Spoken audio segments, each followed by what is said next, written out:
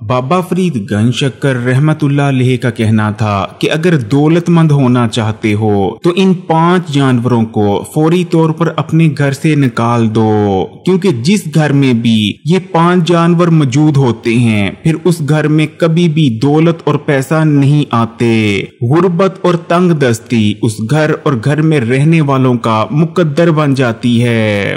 प्यारे बहन भाइयों, इस्लामी तलीमात के मुताबिक कुछ जानवर बरकत वाले होते हैं। इन जानवरों को घर पर रखने से दौलत और पैसा आने लगते हैं, जबकि कुछ जानवर बेबरकती और मनहूसियत लाने की वजह बनते हैं। जिस घर में भी फिर ये जानवर मौजूद होते हैं उस घर में ना तो दौलत आती है ना ही पैसा।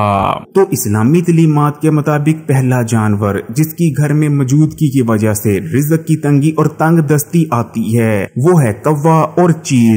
अब ना तो कोई कौवे और ना ही चील को पालतू जानवर के तौर पर अपने घर में पालता है, लेकिन आपने भी गौर जरूर किया होगा कि कुछ घरों की छतों पर कौवे और चीलें बहुत ज्यादा आकर बैठते हैं और घंटों घंटों तक उन घरों की छतों पर आकर बैठे रहते हैं। देखें, किसी भी घर की छत पर चील और कौवे का आकर बहुत देर तक बैठे रहना बहुत ही ज्यादा मनहूस होता है और ज्यादातर बार इसकी वजह खुद वो घर वाले ही होते हैं।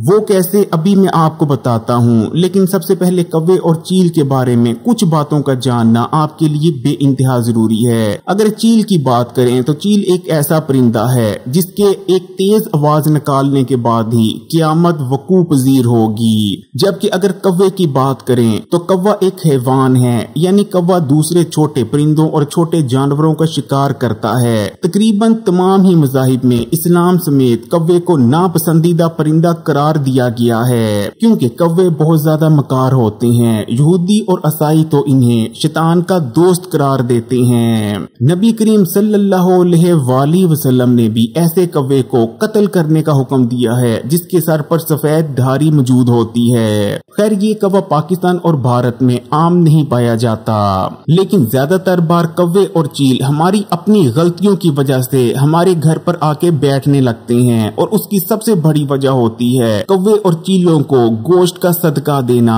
देखिए, कौवे को गोश्त का सदका सिर्फ इसलिए दिया जाता है कि कौवे को गोश्त का सदका देने से बलाएं दूर हो जाती हैं और बलाओं की वजह से हम पर जो मुसीबतें, परेशानी और गुर्बत आने वाली होती है या आई हुई होती है वो टल जाती है। इसलिए कौवे को महीने में अगर आप एक आधी बार या साल में एक आधी बार सदका भी दे दें कौवे और चीलों को गोश्त का, तो वो काफी रहता है। लेकिन ज्यादातर लोग ये गलती करते हैं कि वो रोजाना ही कौवे और चीलों को गोश्त का सदका देना शुरू कर देते हैं, जिसकी वजह से उन्हें फायदा होने की बजाय उल्टा नुकसान होने लगता है, क्योंकि इस तरह से करने से कौवे और चीलें उनके घर की छत पर आकर घंटों घंटों तक बैठने लगते हैं। नंबर 2, नाखुश कबूतर। देखें, कबूतर वैसे तो बेहद मुबारक परिंदा है। कबूतर का शुमार उन परिंदों में होता है जो सबसे ज्यादा अल्लाह ताला की इबादत करते हैं, और जिस घर में कबूतर मौजूद हों उसका सबसे बड़ा फायदा ये होता है कि कबूतर की मौजूदगी में जो नुकसानदेह और गंदे जिन्नात होते हैं वो घर में दाखिल नहीं हो पाते।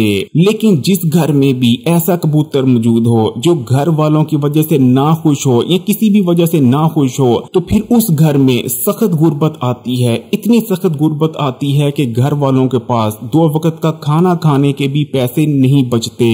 और आम तौर पर कबूतर के नाखुश होने की 2 वजूहात होती हैं। पहली वजह ठीक वक्त पर खाना और पानी का ना मिलना, जबकि दूसरी वजह बहुत ही गंदी जगह पर कबूतर को रखा जाना, क्योंकि कबूतर एक पाक परिंदा है, इसलिए कबूतर पसंद करता है कि उसे साफ जगह पर रखा जाए। इसलिए अगर आपके घर में भी कबूतर मौजूद हैं तो उनका ख्याल रखें, क्योंकि कबूतर की दुआ आपकी जिंदगी और तकदीर को बदल सकती है। आपके घर में उसके बाद बरकत पड़ेगी, दौलत और पैसा इतना आएगा कि आपने सोचा भी नहीं होगा। अगर कबूतर आपसे खुश होकर आपके लिए दुआ करेगा, लेकिन अगर आपकी कुताहियों की वजह से कबूतर आपके लिए बददुआ कर देता है तो आप बहुत संगीन माली परेशानियों में भी फंस सकते हैं। इसलिए कोशिश करें कि हमेशा अपने घर पर मौजूद कबूतरों का ख्याल रखें। इस्लामी तलीमात के मुताबिक तीसरा जानवर जिसकी घर में मौजूदगी की वजह से रिज़्क की तंगी आती है वो है मक्खी। मक्खी का शुमार गलीज तरीन हशरात में होता है और मक्खी के लिए इंसान के दिल में कुदरती नफरत और हकारत पाई जाती है, लेकिन हमेशा से मक्खी ऐसी नहीं थी।